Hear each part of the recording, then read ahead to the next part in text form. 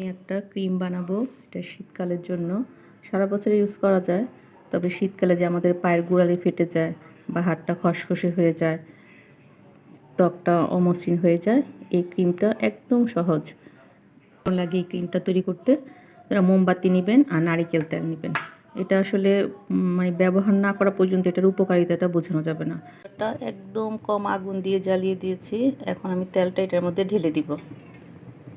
Half cup নারিকেল তেল আছে।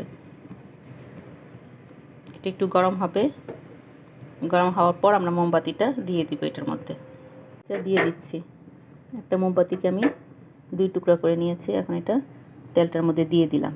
মোমবাতিটা পুরোটা গলে যাচ্ছে, সুতাটা তুলে নিব। পুরো মোমবাতিটা যদি গলে যায় তারপর আমার সুতাটা তুলে নিতে হবে। মোমবাতিটা গলে যাওয়ার পর আমি 1 চিমটি হলুদ গুঁড়ো এটার মধ্যে দিয়ে দিব। এই হলুদ গুঁড়োটা ইচ্ছা, আপনারা দিলে দিতে পারেন, না দিলে কোনো সমস্যা নেই। তবে হলুদটা যেহেতু অ্যান্টিসেপটিকের কাজ করে, দিলে স্কিনের জন্য ভালো। তবে না দিলেও শুধু নারকেল তেল আর মোমবাতি দিয়ে এই ক্রিমটা তৈরি করা যায়। মোমবাতিটা গলে গেলেই আমরা চুলাটা নিভিয়ে দিব। তারপর হালকা একটু ঠান্ডা করে তারপর যে আমরা কৌটাটার মধ্যে নিব, সেই কৌটাটার মধ্যে আমরা এটা ঢেলে দিব। আমি এই কৌটাটা নিয়েছি। এই কৌটাটার মধ্যে একটু ঠান্ডা হলে ক্রিমটা আমি ঢেলে দিব।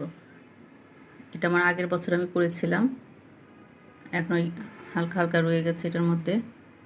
এখন তেলটা ঢেলে দিচ্ছি। আপনারা যে কোনো কোটাতে এটা নিতে পারেন, ভ্যাসলিনের খালি কোটা বা অন্য যদি ক্রিমের কোটা থাকে তাহলে এটা নেওয়া যাবে। এটা জমে গেছে, কি সুন্দর রং কালার হয়েছে। এভাবে নিয়ে আপনারা পায়ের গোড়ালিতে, হাতে, পায়ে, এমনকি এটা মুখেও লাগানো যায়। এটা আসলে খুবই উপকারী একটা ক্রিম।